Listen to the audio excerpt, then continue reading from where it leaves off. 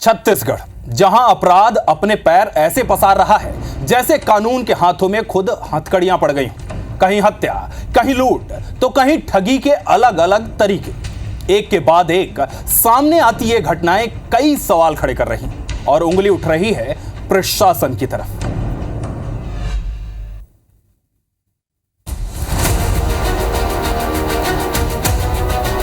सूरजपुर के मोहर सोप गांव में एक कलयुगी बेटे ने अपनी सौतेली मां की फावड़े से हमला कर हत्या कर दी। मां बेटे को घूमने फिरने से मना करती थी, जिससे युवक और उसकी सौतेली मां के बीच विवाद होता था। हद से नाराज बेटे ने फावड़े से मां के सिर पर हमला कर दिया, जिससे मां की मौके पर ही मौत हो गई।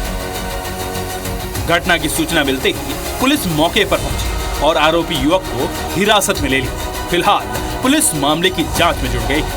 फालतू घूमने फिरने से मना किया था, इसी बात पे उसकी विवाद हुआ और मामूली सी बात पर उसने अपनी मां की हत्या कर दी और धारा 103(1) BNS का अपराध चांदनी थाना में इसके खिलाफ दर्ज किया। रायपुर से लगे खोरपा गांव में एक युवक की मौत का मामला अभी तक अनसुलझा है। युवक नरेंद्र साहू की लाश गांव के पास नर्सरी में मिली थी। लाश के पास से नींबू, गंगाजल, पीतांबर मिला था, जिससे सनसनी फैल गई और झाड़ फूंक की आशंका जताई गई। ग्रामीण इसे लेकर अभी भी सकते में है, लेकिन पुलिस इस केस में अब तक कोई भी सुराग नहीं जुटा पाई। वो गए थे तो मुझे सिर्फ इतना ही बोले हैं कि मैं IAS साहू सर हैं,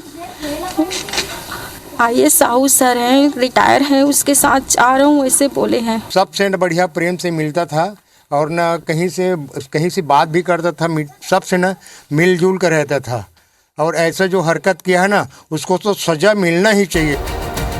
बिलासपुर में साइबर ठगों ने एक सेवानिवृत्त बुजुर्ग को अपने झांसे में लेकर 46 लाख रुपए का चूना लगा दिया। ठगों ने बुजुर्ग को स्टॉक मार्केट में पैसा लगाकर रकम को दोगुना करने का लालच दिया। बुजुर्ग झांसे में आ गए। आरोपियों ने बुजुर्ग से 46,20,000 रुपए ट्रांसफर करा लिए। ठगों ने कहा कि जितनी ज्यादा रकम देंगे उतना ज्यादा फायदा होगा। ऐसे में गुरमीत सिंह ने किस्तों में रुपए आरोपियों को अकाउंट पर ट्रांसफर कर दिए, लेकिन जब उन्हें शक हुआ तो उन्होंने पैसे वापस मांगे, जिसके बाद ठगों ने फोन ही बंद कर दिया। फिलहाल पुलिस ने मामला दर्ज कर जांच शुरू कर दी है। इसमें हम लगातार हमारी विवेचना जारी है। हमने IPDR जो व्हाट्सएप के थ्रू इन्फॉर्मेशन हमको मिलती है वो मंगाई है। CDR और तकनीकी साक्ष्य के आधार पर इसकी जांच चल रही है और जल्दी इसमें कार्रवाई की जाएगी। ये सभी मामले छत्तीसगढ़ में बढ़ते अपराध को दर्शाने के लिए काफी है। ये सिर्फ केस नहीं, ये हकीकत है छत्तीसगढ़ की पुलिसिंग व्यवस्था की। Crime desk, IBC 24।